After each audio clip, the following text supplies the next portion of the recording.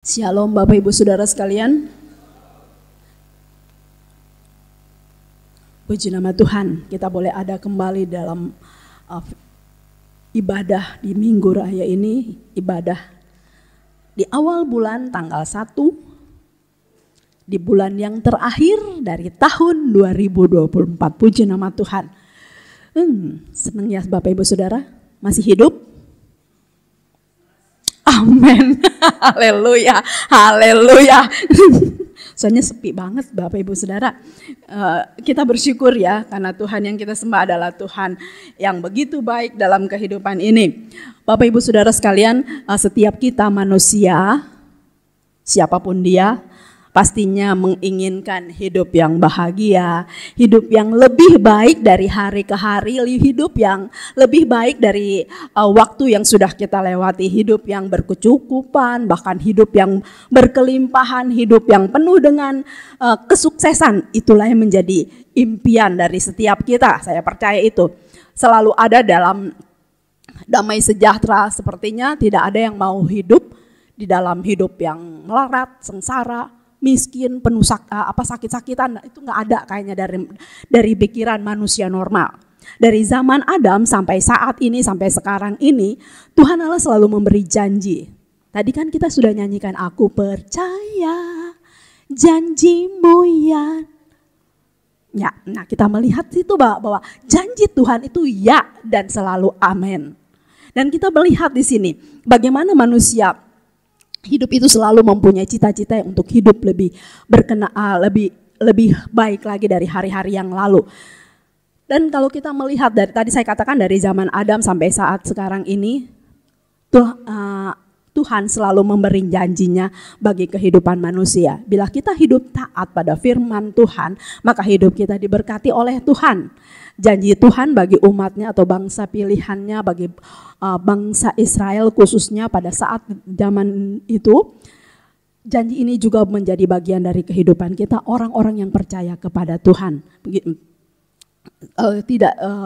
Janji ini tidak jauh berbeda dengan janji Tuhan kepada umatnya yang bangsa Israel pada saat itu. Sebagai orang percaya kita tahu bahwa kita ada saat ini sampai akhir, dari awal tahun sampai akhir bulan November sampai awal bulan, dari bulan Desember ini kita tahu bahwa ini kita ada sebagaimana kita ada karena kan anugerah Tuhan, kasih karunia Tuhan yang tetap berlaku bagi kehidupan kita. Janji Tuhan dalam kehidupan saya dan saudara, saya percaya ada yang digenapi, tetapi ada yang masih digumulkan untuk digenapi dalam kehidupan kita. Sebagai orang percaya, biarlah kita tetap minta kepada Tuhan untuk supaya setiap apa yang Tuhan janjikan dalam kehidupan kita ditepati. Sebab itu kita harus hidup sesuai dengan kehendak Tuhan. Kita harus hidup mentaati, melakukan firman Tuhan, melakukan apa yang menjadi perintah Tuhan. Kita turuti dan hal ini wajib, mutlak, tidak dapat ditawar-tawar. Bila kita ingin hidup lebih baik dan hidup diberkati oleh Tuhan. Kita lihat apa yang Tuhan mau kita lakukan lewat kebenaran firman Tuhan pada Hagai pasal 1. Hagai ini cuman ada 2 pasal. Dan ayat-ayat di dalam kitab Hagai ini kalau dijumlahkan cuma 38 ayat. Kitab yang pendek ya. Hagai 1 ayat yang ke-1 kita akan melihat di sini. Ajakan untuk membangun kembali bait suci. Saya akan bacakan ayat 1 sampai dengan ke-11. Pada tahun yang kedua zaman Raja Darius dalam bulan yang ke-6 pada hari pertama bulan itu datanglah firman Tuhan dengan perantara Nabi Hagai kepada Zerubabel bin Sealtiel bupati Yehuda dan kepada Yosua bin Yosadak imam besar bunyinya. Beginilah firman Tuhan semesta alam. Bangsa ini berkata, sekarang belum tiba waktunya untuk membangun kembali rumah Tuhan. Maka datanglah firman Tuhan dengan perantaraan Nabi Hagai bunyinya, apakah sudah tiba waktunya bagi kamu untuk mendiami rumah-rumahmu yang dipapani dengan baik sedang rumah itu tetap menjadi reruntuhan? Rumah dengan huruf besar di sini berarti rumah Tuhan atau bait Allah ya. Ayat yang kelima, Oleh sebab itu beginilah firman Tuhan semesta alam, perhatikanlah keadaanmu. Kamu menabur banyak tetapi membawa pulang hasil sedikit. Kamu makan tetapi tidak sampai kenyang. Kamu minum tetapi tidak sampai puas. Karena kamu berpakaian tetapi badanmu tidak sampai panas. Dan orang yang bekerja untuk upah, ia bekerja untuk upah yang ditaruh dalam pundi-pundi yang berlubang. Beginilah firman Tuhan semesta alam, perhatikanlah keadaanmu. Jadi naiklah ke gunung, bawalah kayu dan bangunlah rumah itu. Maka aku akan berkenan kepadanya dan akan menyatakan kemuliaanku di situ. Firman Tuhan, kamu mengharapkan banyak tetapi hasilnya sedikit. Dan ketika kamu membawanya ke rumah, aku menghembuskannya. Oleh karena apa? Demikianlah firman Tuhan semesta alam. Oleh karena rumahku yang tetap menjadi reruntuhan, sedang kamu masing-masing sibuk dengan urusan rumahnya sendiri. Itulah sebabnya langit menahan embunnya dan bumi menahan hasilnya. Dan aku memanggil kekeringan datang ke atas negeri, ke atas gunung-gunung, ke atas gandum, ke atas anggur, ke atas minyak, ke atas segala yang dihasilkan tanah, ke atas manusia dan hewan, dan ke atas segala hasil usahanya. Puji nama Tuhan. Di sini kita melihat dari perikop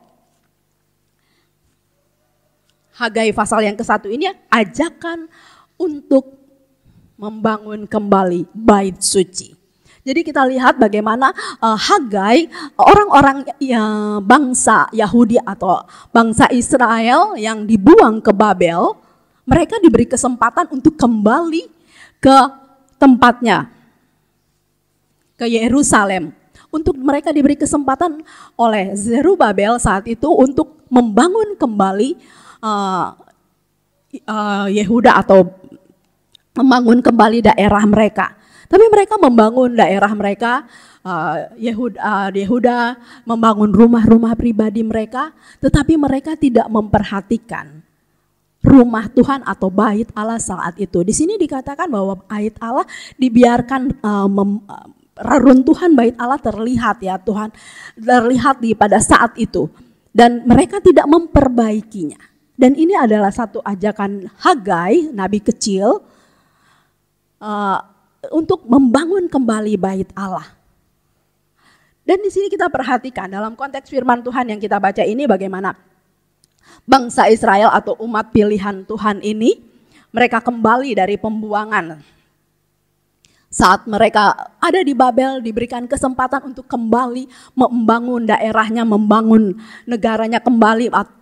Mereka mempersiapkan rumah-rumah mereka membangun tempat bukan saja kediaman mereka tetapi daerah mereka bangun. Tetapi bait Allah yang di mana kalau kita melihat bangsa Israel ini, kalau tempat mereka beribadah, mereka berkumpul selalu di bait Allah.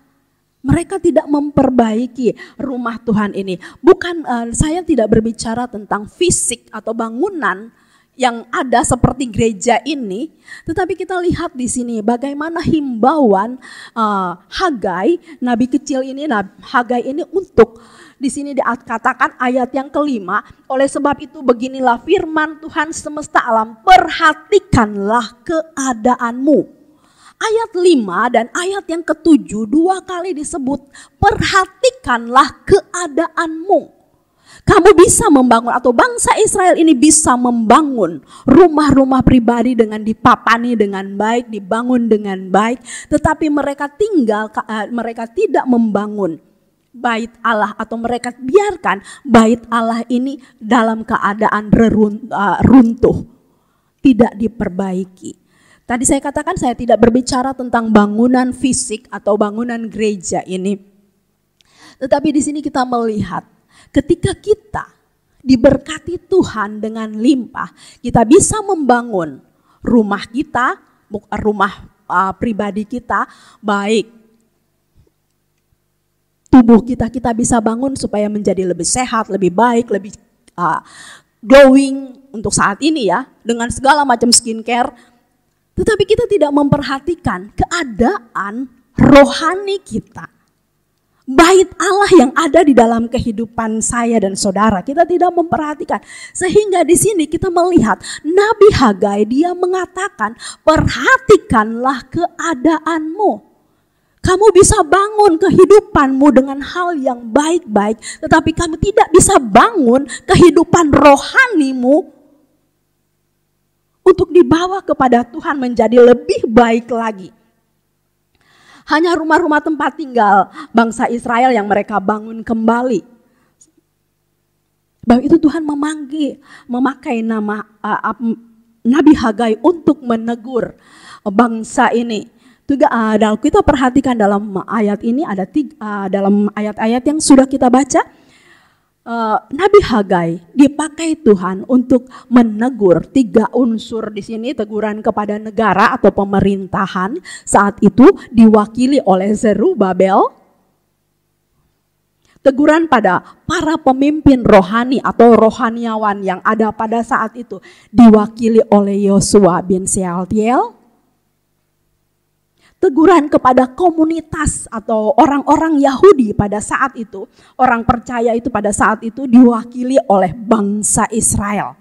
Kita lihat di sini Tuhan memperingatkan bangsa ini untuk mari membangun rumah rohani mereka. Teguran ini berkata, perhatikanlah keadaanmu. Teguran ini diberikan pada bangsa Israel mulai dari pemerintahan, rohani, para rohani yang ada di situ dan juga kepada masyarakat atau bangsa Israel. Mereka jangan hanya fokus kepada pembangunan rumah pribadi, rumah keadaan diri sendiri, tetapi mari bangun juga. Jangan pembangunan itu hanya tertuju kepada kebutuhan-kebutuhan lahiriah saja, kebutuhan daging, ya memang kita memerlukan itu, kita perlu makan, kita perlu pakaian, kita memerlukan semua itu. Tapi pada saat ini firman Tuhan yang datang kepada Nabi Hagai untuk memperhatikan rumah Allah atau bait Allah. Kalau kita melihat di sini, jangan membangun kepentingan pribadi saja. Maka di sini kita melihat bagaimana dari ayat 1 sampai 11 Tuhan tidak memberkati mereka. Tuhan menahan berkatnya bagi bangsa ini karena pembangunan untuk memuaskan diri mereka sendiri, untuk memuaskan pribadi bangsa ini saja, tetapi tidak pernah memuaskan hati Tuhan. Di sini kita lihat di dalam ayat yang ke-9, kamu mengharapkan banyak tetapi hasilnya sedikit, dan ketika kamu membawa ke rumah, aku menghembuskannya. Oleh karena apa? Demikianlah firman Tuhan semesta alam, oleh karena rumahku yang tetap menjadi reruntuhan. Sedang rumah kamu masing-masing sibuk dengan urusan rumahnya sendiri. Sedang kamu masing-masing sibuk dengan urusan rumahnya sendiri. Di sini ada teguran bahwa mari kita jangan sibuk dengan mengurus pribadi atau membuat rumah pribadi kita menjadi lebih baik, tetapi rumah rohani kita. Tidak salah Bapak Ibu Saudara sekalian untuk kita membangun rumah kita, membangun rumah tangga kita lebih baik, lebih makmur, lebih sejahtera. Tidak salah, tetapi pada pagi hari ini lewat kehidupan kita, lewat kebenaran firman Tuhan, Hagai memperingatkan saya dan saudara lewat kebenaran firman Tuhan ini. Mari bangun kembali bait Allah, mari bangun kembali rumah rohani kita. Jangan kita hanya fokus kepada keinginan-keinginan jasmani kita tanpa kita memperhatikan kebutuhan-kebutuhan rohani kita, maka dapat saja Tuhan menahan berkatnya bagi kita karena kita memenuhi keinginan kita saja. Bukankah rumah rohani kita juga harus dibangunkan? Kalau kita memperhatikan di dalam 1 Korintus pasal yang ke-6 ayat yang ke-19, di situ dikatakan tubuh kita adalah rumah. 1 Korintus 6 ayat 19, atau tidak tahukah kamu bahwa tubuhmu adalah bait Roh Kudus yang diam di dalam kamu, Roh Kudus yang kamu peroleh dari Allah, dan bahwa kamu bukan milik kamu sendiri. Roh Kudus yang kamu peroleh dari Allah. Inilah yang harus ada di dalam kehidupan kita. Di sini dikatakan, atau tidak tahukah kamu bahwa tubuhmu adalah bait Roh Kudus yang diam di dalam kamu. Roh Kudus yang kamu peroleh dari Allah dan bahwa kamu bukan milik kamu sendiri. Jadi Roh Kudus yang ditempatkan dalam kehidupan saya dan saudara, dalam tubuh jasmani kita, kehidupan manusia kita tahu bahwa terdiri dari tubuh, jiwa, dan roh. Roh ini ada di paling dalam, tidak terlihat. Tubuh ini yang terlihat. Jiwa juga tidak terlihat. Tetapi dapat terlihat kalau kita mulai emosi. Kita tahu. Kalau kita mulai berprasangka buruk kepada orang atau berprasangka baik, itu dapat terlihat dengan kalau kita mengucapkannya, tapi kita melihat roh ini tidak terlihat. Dan yang Tuhan mau kita bangun dari dalam, membangun bait sucinya. Di sini dikatakan, tidak tahukah kamu bahwa tubuhmu adalah bait Roh Kudus. Tubuh kita ini perlu kuasa Allah, perlu bait Roh Kudus, perlu Allah yang diam di dalam roh kita. Di sini dikatakan Roh Kudus yang kamu peroleh dari Allah. Jadi Roh Kudus itu bukan kita peroleh dari manusia, dari Allah, dan inilah yang harus dibangun. Bangsa Israel ditegur di dalam Hagai ini. Perhatikan keadaanmu. 2 kali Tuhan mengingatkan bangsa Israel lewat Nabi Hagai. Perhatikan keadaanmu. Apakah benar di dalam tubuhmu itu masih berdiamkah Roh Kudus yang dari Allah itu dalam kamu? Karena kita sudah mulai sibuk dengan urusan di Hagai dikatakan rumah kita sendiri, sehingga rumah rohani kita tidak kita perhatikan. Padahal di dalam rumah rohani ini Allah sendiri yang memberi dan Allah yang berdiam di dalam kita. Jadi bukan hanya urusan jasmani saja, tapi di sini firman Tuhan menghimbau kepada saya dan saudara. Untuk mari loh, jangan biarkan bait Allah yang adalah kehidupan kita hanya reruntuhan saja. Tapi mari kita bangun rohani kita. Bangun dengan cara apa? Dengan mentaati firman Tuhan. Lebih setia lagi datang kepada Tuhan. Lebih peduli lagi sama urusan-urusan rohani kita kepada Tuhan. Ini yang harus kita perbaiki.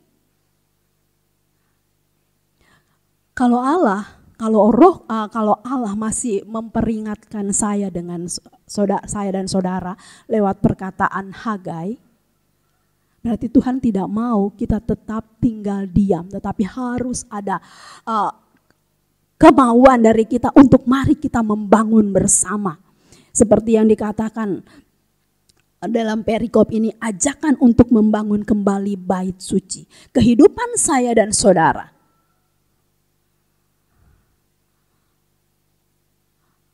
ada Roh Kudus di dalamnya. Roh Kudus yang kita peroleh dari Allah.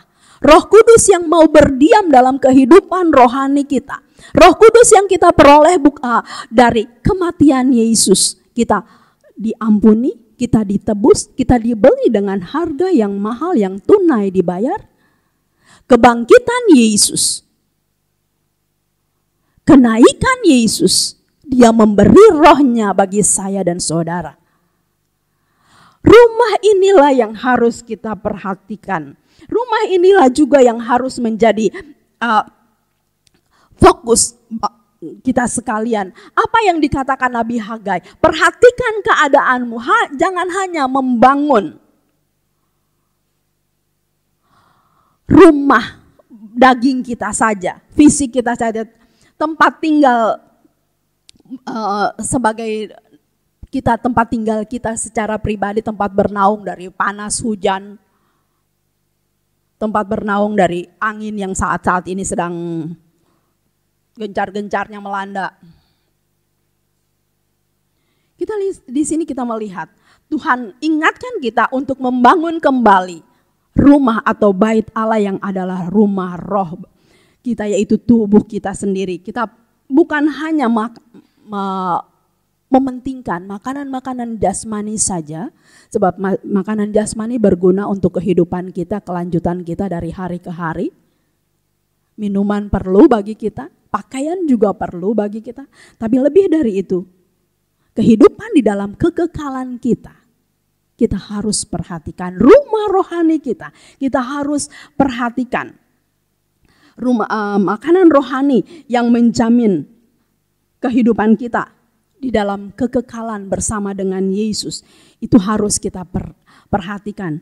Tuhan Yesus memberkati kehidupan saya dan saudara, supaya Tuhan Yesus mengingatkan setiap kita dari lewat kebenaran firman Tuhan, supaya kita menjadi milik kepunyaannya, supaya kita menjadi lebih memperhatikan bait Roh Kudus, bait Allah yang adalah rumah rohani kita yang ada di dalam kita. Dalam membangun rumah rohani atau bait Allah di dalam kehidupan saya dan saudara, bukan berarti tidak ada tantangan. Pasti banyak tantangan. Soalnya banyak yang gak bolehnya, banyak yang iya boleh, tapi banyak yang tidak bolehnya. Banyak tantangan yang harus dihadapi. Begitu juga kalau kita memperhatikan ketika Hagai membangun kembali bait suci, banyak tantangan. Tantangan itu biasanya datang dari orang dalam. Kalau kita perhatikan di dalam firman Tuhan ini, tetapi rumah itu harus tetap dibangun. Kalau kita lihat di dalam perjanjian baru, di dalam surat Paulus pada Timotius, Rasul Paulus mengingatkan Timotius atau anak rohaninya, bahwa ada satu keadaan di akhir zaman di mana tempat kita hidup saat ini yang semakin hari semakin menurun rohaninya. Kalau kita lihat di dalam 1 Timotius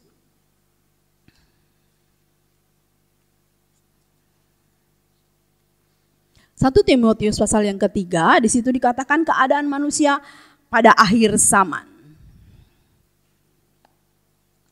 Di sini dikatakan ayat yang pertama sampai dengan 9, saudara dapat membacanya di rumah ya. Di sini keadaan manusia pada akhir zaman. Ayat yang pertama, ketahuilah bahwa pada hari-hari terakhir akan datang masa yang sukar. Manusia akan mencintai dirinya sendiri dan menjadi hamba uang. Mereka akan membual dan menyombongkan diri. Mereka akan menjadi pemfitnah. Mereka akan berontak terhadap orang tua dan tidak tahu berterima kasih, tidak mempedulikan agama. Inilah keadaan manusia di akhir zaman. Saudara dapat membacanya dan saya langsung ke ayat yang ke-9. Tetapi sudah pasti mereka tidak akan lebih maju, karena seperti di dalam hal Yanes dan Yambres, kebodohan mereka pun akan nyata bagi semua orang. Kita lihat, ketika kita tidak melakukan kehendak Tuhan, ketika kita tidak melakukan firman Tuhan, maka kita akan hidup seperti orang-orang yang ada pada akhir zaman ini. Keadaan manusia akhir zaman. Di dalam ayat yang ketiga, di sini dikatakan tidak tahu mengasihi, tidak mau berdamai, suka menjelekan orang, tidak dapat mengekang diri, garang, tidak suka yang baik. Tidak suka yang baik. Suka mengkhianat, tidak berpikir panjang, berlagak tahu, lebih menuruti hawa nafsu daripada menuruti Allah. Secara lahiriah mereka menjalankan ibadah mereka, tetapi pada hakikatnya mereka memungkiri kekuatannya. Jauhilah mereka itu. Inilah keadaan manusia di akhir zaman. Jadi lewat kebenaran firman Tuhan di kitab Hagai, mari kita bangun rohani kita supaya kita tidak menjadi manusia kebanyakan sama seperti manusia yang ada di akhir zaman ini. Mereka tidak mau menuruti Allah, mereka tahu yang baik tetapi tidak melakukan yang baik. Lewat mereka melakukan hal-hal yang di luar kehendak Allah. Manusia yang lebih menuruti hawa nafsu daripada menuruti firman Tuhan. Secara fisik, secara jasmani, keadaan mereka ada di dalam tempat ibadah. Mereka beribadah, mereka datang beribadah, tapi mereka tidak alami kuasa Allah. Mereka tidak alami kekuatan kuasa Allah berlaku dalam kehidupan mereka. Ini juga yang dialami oleh keadaan orang-orang percaya pada saat-saat ini. Terjadi kemerosotan moral karena tidak mentaati firman Tuhan.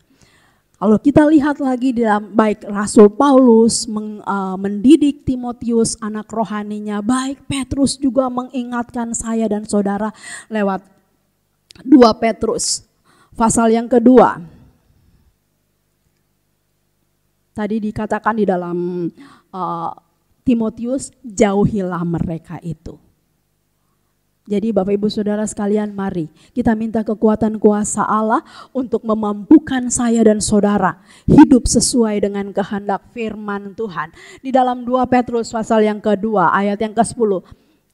Terutama mereka yang menuruti hawa nafsunya karena ingin mencemarkan diri dan yang menghina pemerintahan Allah. Mereka begitu berani dan angkuh sehingga tidak segan-segan menghujat kemuliaan. Padahal malaikat-malaikat sendiri yang sekalipun lebih kuat dan lebih berkuasa daripada mereka tidak memakai kata-kata hujat kalau malaikat-malaikat menuntut hukum atas mereka di hadapan Allah. Tetapi mereka itu sama dengan hewan yang tidak berakal, sama dengan binatang yang hanya dilahirkan untuk ditangkap dan dimusnahkan. Mereka menghujat apa yang tidak mereka ketahui, sehingga oleh perbuatan mereka yang jahat, mereka sendiri akan binasa seperti binatang liar. Wow.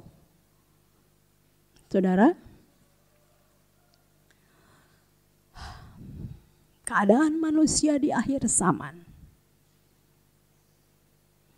yang tidak menuruti akan firman Tuhan. Rasul Petrus mengingatkan kepada kita, tadi kita sudah baca. Orang-orang yang tidak mentaati firman Tuhan, orang-orang yang menghujat Tuhan, mereka disamakan seperti binatang liar. Bukan kata saya loh, saya cuma mengutip dari ayat firman Tuhan. Mereka juga akan binasa. Dan pada pagi hari ini kalau Hagai mengingatkan kita, mari kita bangun rumah rohani kita. Hagai yang pasal yang pertama.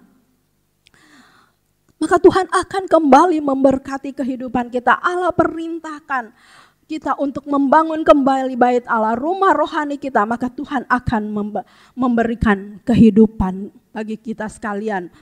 Memberkati kehidupan kita. Jangan biarkan rumah rohani tubuh kita yang adalah tempat tinggalnya Roh Kudus rusak atau dibiarkan hanya puing-puing atau reruntuhan. Tapi pada pagi hari ini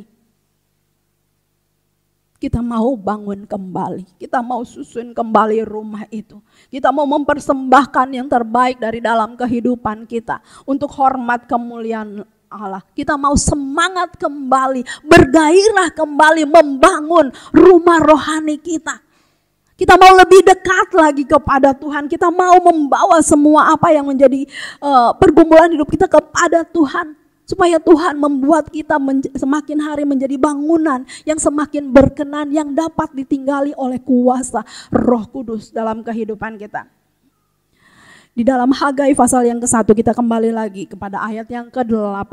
Di sini dikatakan, jadi naiklah ke gunung, bawalah kayu dan bangunlah rumah itu, maka aku akan berkenan kepadanya dan akan menyatakan kemuliaanku di situ. Firman Tuhan.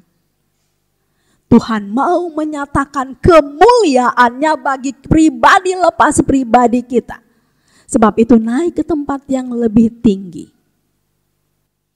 Bangun kembali, atur kembali rumah rohani kita. Supaya Roh Kudus berkenan tinggal di hadapan kita. Bukan saja tinggal, Roh Kudus itu tetap tinggal. Tetapi kuasa Allah, Roh Kudus itu memenuhi kehidupan kita.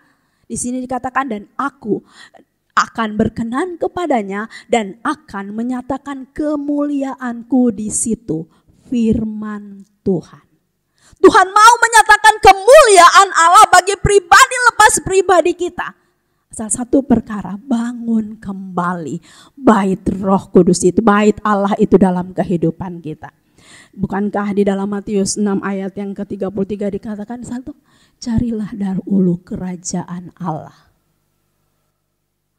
Mari kita cari dulu kerajaan. Kalau berbicara tentang kerajaan, bukan hal yang ece-ece atau hal yang murahan. Berbicara tentang kerajaan itu berbicara tentang hal yang mahal, hal yang luar biasa, yang tidak dapat dimasuki oleh sembarang orang. Dan inilah yang Tuhan mau kita kerjakan. Carilah dahulu kerajaan Allah. Bangun kembali rumah rohani kita, supaya Allah menyatakan kemuliaannya dalam kehidupan saya dan saudara. Bukankah Yesus sudah menebus saya dan saudara, sudah membayar dosa-dosa kita dengan harga yang lunas dibayar? Mari kita bangun kembali rumah rohani ini. Bukankah kuasa itu, Roh Kudus itu sudah diberikan bagi kehidupan saya dan saudara? Tinggal bagaimana caranya kita minta keutuhan, kepenuhan, kuasa itu terjadi dalam lepas pribadi kita. Sebab Hagai 1 katakan tadi ayat yang ke-8, dia mau menyatakan kemuliaannya bagi kehidupan saya dan saudara. Firman Tuhan, tidak saya panjangkan, tapi buat kebenaran firman Tuhan. Saya, saudara, sama-sama diingatkan, kalau mungkin rumah rohani kita mulai runtuh, tidak dibenari, tidak dibuat, tidak diperbaiki, tinggal puing-puing saja. Pagi hari ini kita minta kuasa Allah memampukan kita melakukan, menerapkan, mentaati firman yang sudah kita dengar, yang sudah kita baca. Biar Roh Kudus itu terus ada dalam hidup saya dan saudara dan memenuhi kehidupan kita sekalian. Puji nama Tuhan.